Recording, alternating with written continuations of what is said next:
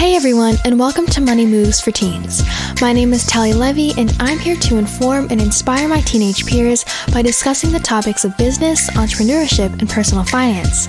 I'm so grateful you were able to take the time to listen today, and I hope you find value in this episode. Building and designing a website can seem like a daunting task. People with no previous design experience will sometimes try to avoid it altogether. But if you're a business owner, having a website is incredibly important. And the process doesn't have to be scary. Just by adopting some simple design rules and principles, you can create an amazing looking website no matter your experience level. In this episode, I'll be covering 8 features of a good website, and I'll be focusing on the physical aspects. In the next couple of weeks, more website building episodes are coming out, all focusing on a different aspect. As I said, today it'll be the physical part, and next I'll talk about the functional and content parts. By listening to these episodes, you should be well on your way to creating a great looking and user-friendly website. Before we get into how to make a good website, let's first discuss why you should have one in the first place. First, a website builds trust in your business. If you hand someone a business card or if they see a flyer about your business, them being able to look you up and find your website can help you come across as legitimate and trustworthy. Smallbusinessweb.co states that 8 out of 10 customers are likely to engage with your business if it has a website. Second, your website can act as an information source for your current and potential customers. A 3.5 by 2 inch business card doesn't offer much space for you to communicate factors such as your brand goals and values, which is why a website is so valuable. There, people can make one stop to understand what you offer, get any questions they may have answered, and hopefully buy whatever it is you sell. Third, a website drives more sales, and that's one of the main goals, right? Linking to the products or services you offer will establish your online presence and create the ability for people to find your business and experience the value you offer. There are many more reasons a website is necessary for businesses, but those are some of the major ones I wanted to touch on. Now let's get into the 8 physical features every good website has. First, make sure your branding stays consistent. If your current flyer colors are blue and yellow, don't switch it up on your website with a random pink. Or if you use a block style text already, don't change it to a script font on your website. Keeping these factors consistent will help people make the connection that all of these places they see your name circle back to your business. You want it to be set in their brain, a palette of colors, and they know exactly what company it represents. That's the kind of lasting effect you should want to leave, and keeping your website branding consistent with everything else you have going on, business cards, flyers, etc., will help you achieve that desired effect. Second, you don't only want to show consistency with factors outside of your website, but you should keep certain things consistent within your site as well. Fonts, colors, and alignment are all examples of this. This will help your site look put together and orderly. Use the same fonts for all of your headings and make them the same size. If you right-align the text on one page, right-align them on all of the pages. Keeping these things consistent will lead to a more pleasant viewer experience. Third, choose fonts people can easily read and choose max 2 fonts. I know, that sounds crazy. With all of the font choices and styles we're given, it can feel hard, maybe impossible, to narrow it down to only 2. But I strongly suggest it, because again, you want to create an image of your brand that will stick with people. Taking a couple fonts and always using those will create that image and connection. Also, readable fonts sound like a given, but you'd be surprised by how many websites have cursive fonts no one can read, or words so small they're difficult to make out. And yes, by readable, I'm also talking about the sizing. Make it easy on your viewer and choose those design options with them in mind. Maybe cursive looks old school and pretty, but most people aren't there to admire how it looks. They want to find the information they need and leave. And choosing readable fonts with good sizing will help them do just that. I know I said to keep your fonts consistent across the other platforms you're on, so you may be asking what you should do if you've already put cursive lettering on a flyer. I would say that's the only reason I recommend you switch it up and prioritize the easy-to-read font on your website. Your website should hopefully become a major way you find customers and make sales, so that's why I would suggest prioritizing your website design. So third, choose fonts people can easily read and choose max 2 fonts. Fourth, white space is okay. Websites should have white space, and it's exactly what it sounds like. It's the blank space in the margins of your website, in between your words and images, etc. Some people feel the need to fill every square inch of their site, eliminating the white space, but you don't have to do that.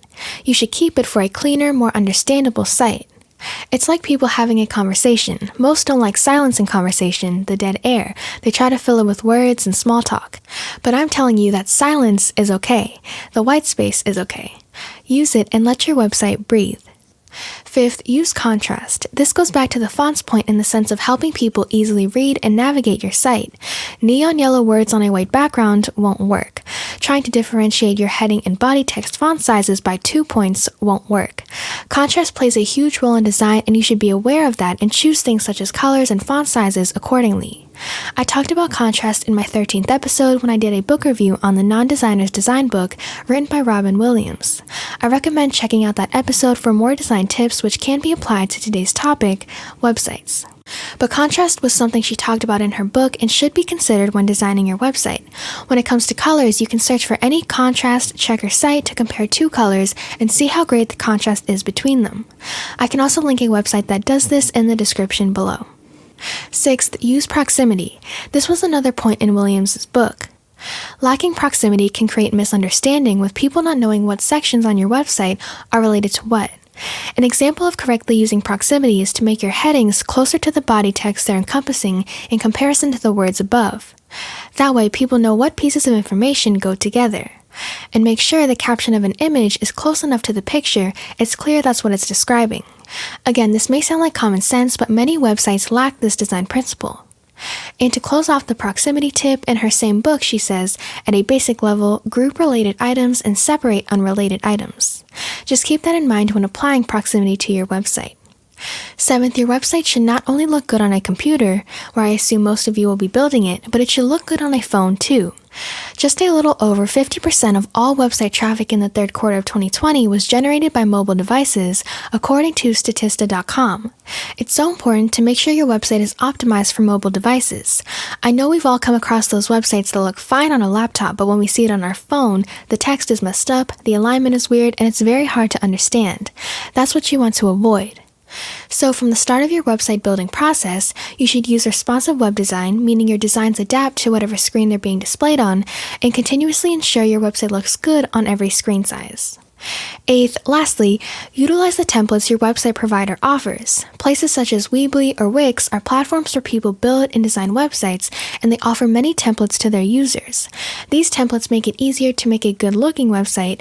You're not starting from scratch, and that's why I would suggest using them if you have no previous design experience or don't want to start from a blank canvas. Starting with nothing can seem daunting, so templates make the process less intimidating, and they're typically very customizable, so you don't need to worry about design restrictions. Utilize the tools given to you and definitely keep this tip in mind as you start the design process. Those were the 8 tips, and here's one more piece of advice before I close off this episode. If you're about to create your website or if you're already in the process, I suggest looking at your favorite websites and taking notes on what you like about them. What do all of the clean, organized sites have in common?